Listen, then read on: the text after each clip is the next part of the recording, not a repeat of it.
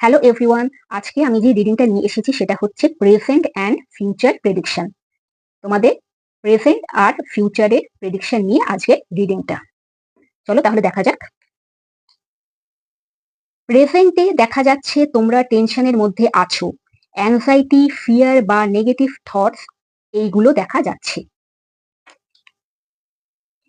কিন্তু নিয়ার ফিউচারে তোমরা এই অ্যাংজাইটি, ফিয়ার বা নেগেটিভ থটস থেকে বেরিয়ে আসতে পারবে।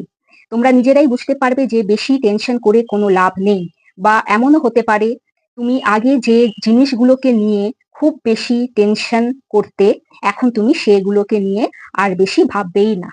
ঠিক আছে? তোমাদের গাইডেন্স কি?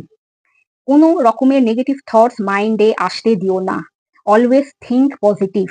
Allow yourself to heal. বেশি টেনশন করো না, নিজেকে হিল হতে দাও। তাহলে আজকে এটাই ছিল আমার রিডিং। সবাই খুব ভালো থেকো।